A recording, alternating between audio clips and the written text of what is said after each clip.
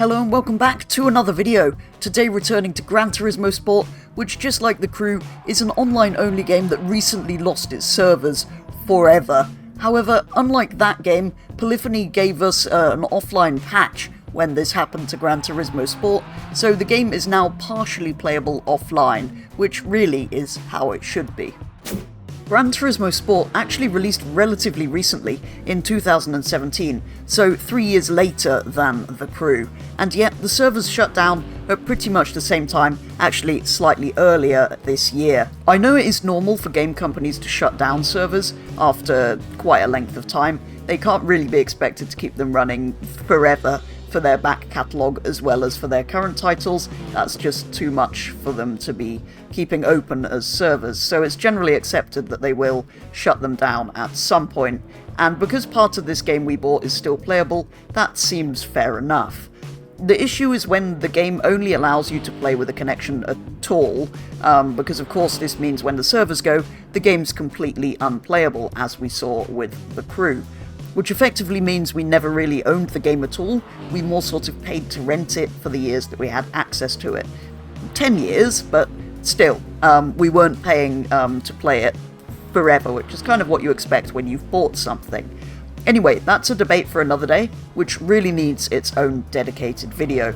For today we're focusing on how, unlike Ubisoft letting The Crew die completely, as it was online only and the servers shut down, how Polyphony managed to give Gran Turismo Sport an offline patch to allow us to keep playing part of the game even when the servers were gone, despite it being only playable online previous to that, which to be honest is what should be done to all games, if at all possible.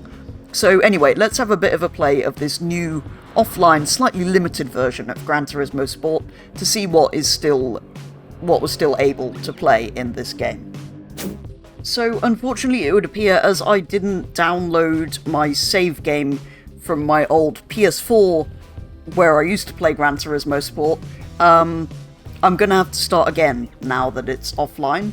So it's rather ruined my video praising Gran Turismo for doing such a good job, because, well, entirely my fault. I appear to have not done something correctly.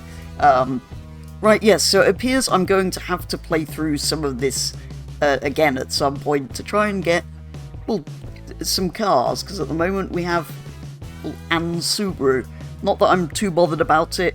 So we still have arcade racing, campaign racing, of course sport mode's gone, we can still buy cars in Brand Central, of course lobby's gone because that's online, and we can still use scapes. So this is what I've got now. So actually this gives you a good idea of what happens if you start a Gran Turismo Sport save now that it's gone.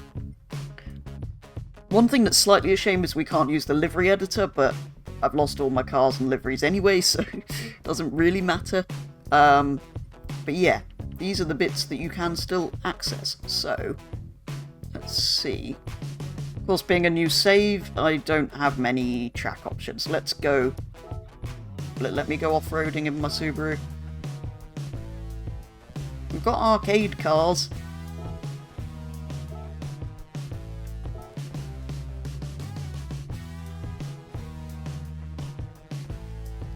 So yes, although this video has been slightly ruined by the fact I've managed to lose my save game, which like I say is on me, this does still show you that it is still playable, unlike The Crew, which if you load it up it just comes up with an error. Don't go in the pit lane.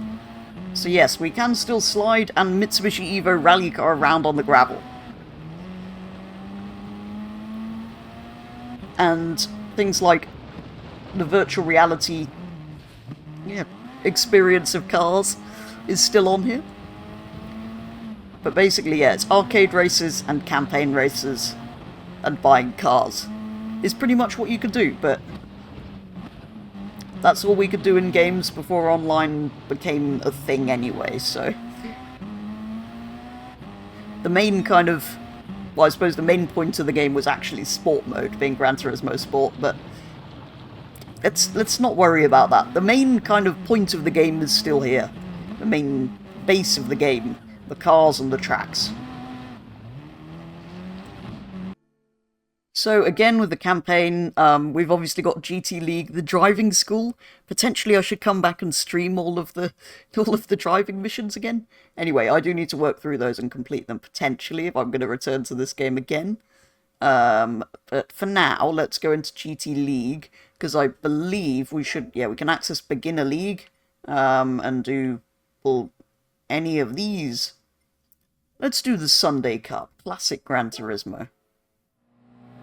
Right, I was expecting Peugeot RCZs and the things in the thumbnail, but it would appear there are Evos and things. Wait, I can change torque distribution on the go. That must be in GT Sport as well. How do I turn... There we go. We've got four-wheel drive. What do we need traction control for? I also kind of want interior mode for Gran Turismo playering, even if it is just on a controller. It feels like the most comfortable camera angle on this game somehow. Goodbye, Evo.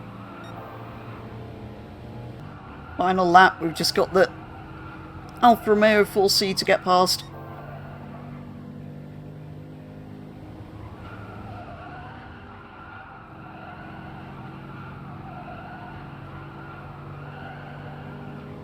No, not quite.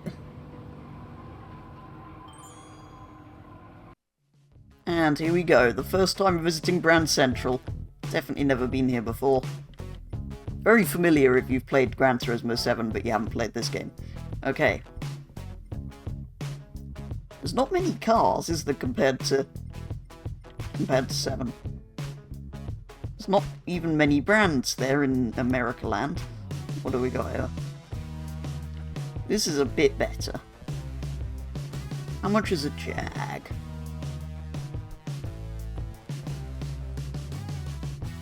Too much, I think, is the answer.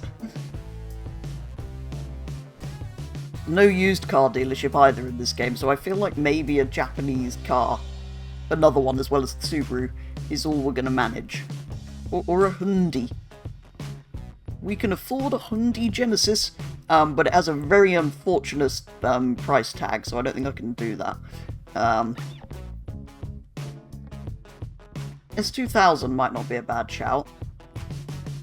So I think pretty much the only things of interest, well, the most interesting things I can buy in Europe are a Golf GTI or a Mini.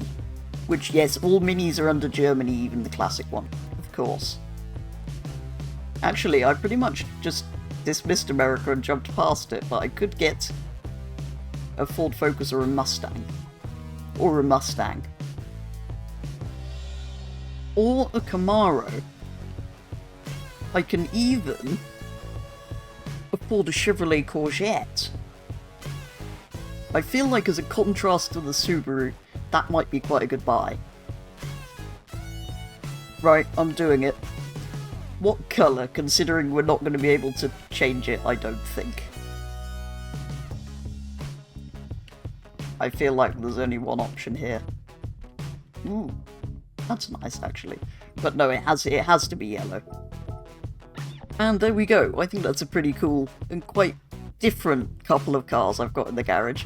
Hopefully that'll be available for different events, because Gran Turismo like to do all-wheel drive and rear-wheel drive and American and Japanese and categories like that, so it's quite useful to have two completely opposite cars. It does mean I have less than 5,000 credits left, so if I do want to return to this game again, I think I'm going to have to put in a bit of time to get licenses in the campaign back, because I lost my save game. But there we go. I think that's a pretty successful little, well, play of this game again, now that it's kind of half dead. And that is going to do it for today's video, returning to Gran Turismo Sport now that the servers have shut down on what was an online-only game, but they have managed to patch it so it is playable offline now that the servers have gone, which to be honest I think games should do, or they should at least, if they're not going to do that, make it very clear when you buy them that you're not going to be able to keep them forever, because not everybody understood that when they bought the crew.